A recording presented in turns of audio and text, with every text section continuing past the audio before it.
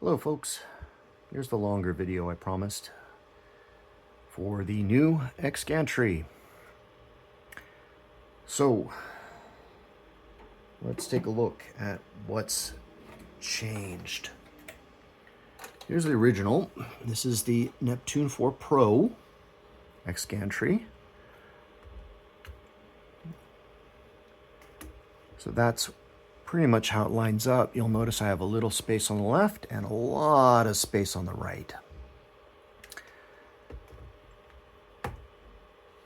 I also do away with the hammer and anvil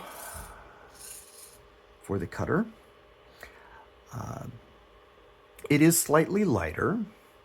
The purge area here is one of the more LH designs, even though I had to fit it for the woodworker design of the gantry. The tool head is now full LH standard, so now I'm basically using his installation guide and all that. I can do away with my spacer. Oh, sorry about that. Do away with the spacer, so now the column is much nicer and tighter. Nighthawk on the back. I was originally going to have it on the front, but just do what everyone else does. And this really looks, it's more aesthetically pleasing, I would say this way. The cable restraint is more of a, this is more commonly done than what I had. I was always thinking maybe it was, when it was on the front, well, actually, in general, with the restraint that I had, it was still bending a little too much. I was getting worried about the wire fatigue. So this is a much better, much more relaxed approach to doing that. And is this a mod for you? No. Why? Why am I saying that? If you're in a Neptune 4 Pro, you already have this beautiful metal rail here. There is very little input shaping and acceleration difference between this rail and this rail. I'll just tell you that right now. My graphs are almost identical. So that shouldn't be the reason for you to approach this mod. There are certainly other reasons, and those hold more weight. First off, less complexity. No more servos running things so you can cut things at certain points. More just static hammer against end stop type deal. Using more instructions and models that have gone through hundreds, if not thousands of cycles of QA. You know, this whole setup here is very LH Stinger. So I can trust this, and if there's a problem, there's a community that I can lean against and help me figure things out. What else? So we'll work on this side. Much more room here. I was finding that when I would park my head, sometimes filament would ooze, create a glob, and if I was done for the night, it would solidify. So in the morning, when I do my first home, I'd skip steps, and then all of a sudden it'd swing across, or worse yet, snap. I've had that happen. Now, that's not a sound you want to hear. So that's not fun. So more room to do your purging, cutting, cleaning. Better. On this side, I have a little more space to do my end stop work. The old end stop, which was my tried and true, it gave up the ghost after a year. It was printed in PETG, the fatigue settled in, and I decided, hey, I have space here, let's utilize it. So you'll notice this the plunger and this whole mechanism is actually borrowed from the original. I just designed a holder for it. This is not its final implementation. This is just to get things working again. I need to lower it so it's just below or above this plate here. This is my thickest plate I have. You'll also notice the ribbon cable is much, well, there is no ribbon cable. I pulled it straight through. Since I'm not using the breakout board anymore, there was no reason to just keep it flopping about. So I just pulled it straight through the sheath and left the cables for the X end stop and the stepper, the X stepper. This is much more secure now. The wire, my USB wire for my rear camera, and it comes straight through down. I've cleaned up all the wiring down below in the mainboard box. I now have corners now. Why didn't I have them last time? Because it would ram into my little cutting purging arm. And I do like, I missed not being able to just do that. I really did. I had that on my original, that was one of the first mods I made for my Neptune 4 Pro. LEDs are back on. I found out what the problem was for my steps too far ahead or too far back in Clipper. It wasn't the LEDs like I thought, even though there was a bug that said, hey, the refresh rate actually caused it to produce that sort of error. That's not, they fixed that they did fix that. So I had to go hunting for the real reason. And the real reason was my micro stepping. I was bumping it to 64 and to 128. And before I went to Open Neptune, I did have it at 128. And I was using the modified Clipper TMC Auto Tune that Woodworker and I implemented for the community. And it was working just fine. But at some point after I changed over to Open Neptune, those problems started happening. I started messing around. There were probably legitimate steps that caused me to have that problem. And it was just lost in time. But the solve is just keep everything at 32 micro steps. And that's exactly where I need to be. I'm doing beautiful prints with just that. No arguments, no problems, no regrets. Other things that have changed. Under the hood. Well, not under the hood. Well, I already said I cleaned up the main board. Fewer wires, better bundling. I had extra drivers available, so now independent Z, and during homing, I do Z tramming. I am on the fence on whether I'm going to keep that or not, because there is a subtle problem with first layer that I'm still trying to track down. And it may have to do with that, because this plate still, well, it still moves around, right? I have tramming wheels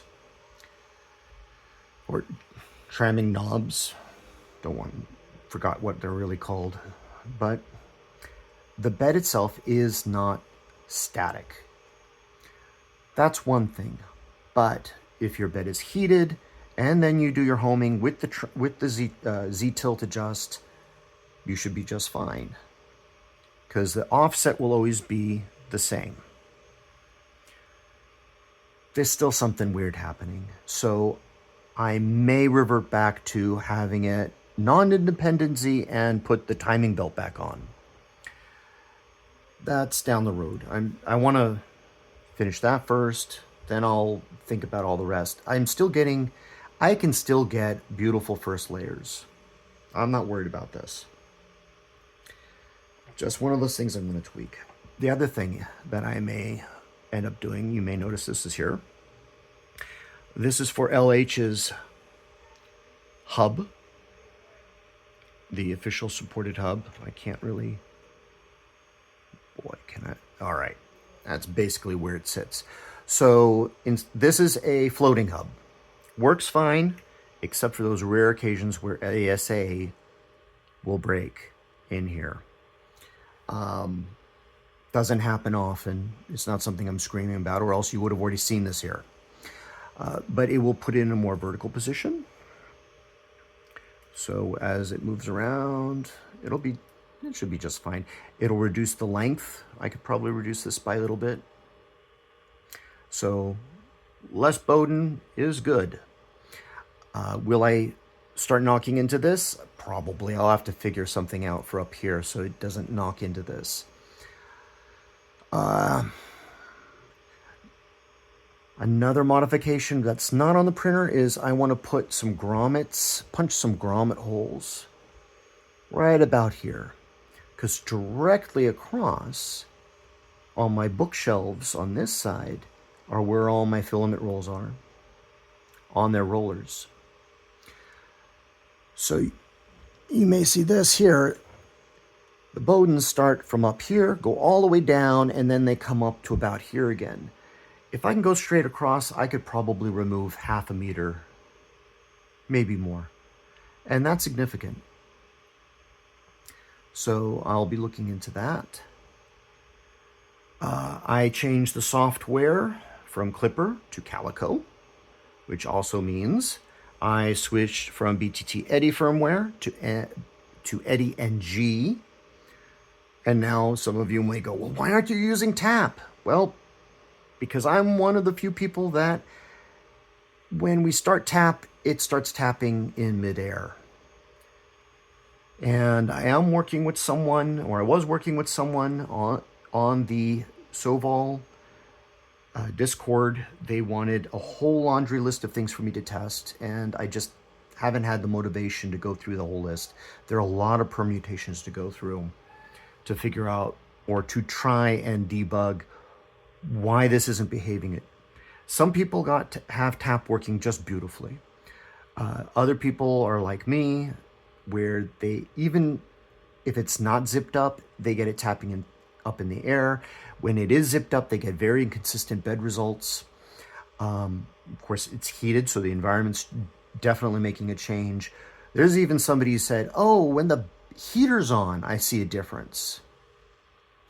And maybe that's something. I haven't even tried homing without the heat on, without the heater bed coils on. And remember, this is a dual coil. There's an inner and an outer here. So they're both doing something different independently. That could be a problem. Don't know. I just need to sit down and do it. So Calico's underneath. I was able to simplify a lot of my macros. I no longer have as part of the cutting macro, I no longer have the servo work happening here. I'm no longer using Clipper TMC Auto Tune. I'm just going straight. I turned Stealth Chop off. So if you've watched the short I presented last week, my printer's fairly quiet. I like it. It's about as quiet as I can get it. I'm not printing speed benchies here. I want to print things. I love to design, model, and print. Fast? Sure, I'll take that benefit. Accurate? I'll take that even more. Quiet? A lot of times I let the printer just happen in the background while I'm doing my day job. And I like listening to that. I like watching it. So having the having the steppers not screech in my ear is a plus. So I am very happy with how this printer is. And that's about it for modifications. And that's about it for what's left to do. You're looking at probably the final product. I can't think of something else to modify. Clean up some of the wiring mess in the back, put a decent holder on the Nighthawk Hexa USB doodad. And this could be it. So just a few more videos on, hey, look what I did. But where do I go from there, right? I love building printers, right? I love modding printers, right? So my buddies have coerced me, and I use that in a loving way, to think about building a Voron. Of course, where else would I go, right? Don't have set plans that I am ready to tell the world yet on that, and it is not going to be something that's happening in the short term. This is definitely going to be a long range project. I mean, even the soonest I would be able to get at it is summer. So mid 2026. Don't hold me to that date. But I'm toying with the CAD. I have a few parts that I bought on sale because they were at a good price, and I know they're good parts. But this guy will be doing the heavy work for quite a while. So I hope you enjoyed the introduction of the X gantry. I believe Woodworker has posted the files for his CAD somewhere. I'll ask him, see if I can repost. This is a modification on his CAD. So I am a sample size of 1. You may not want to follow what I've been doing. Instead, follow what he's been doing. His work also works fine on the N4 Basic, the non-pro. And there are a few people that have actually already done the work to modify the X gantry. So I would look for his files first, see how he's done it. And I'll see if I can repost that link for you. That's about it. So happy printing, folks. Have a good weekend.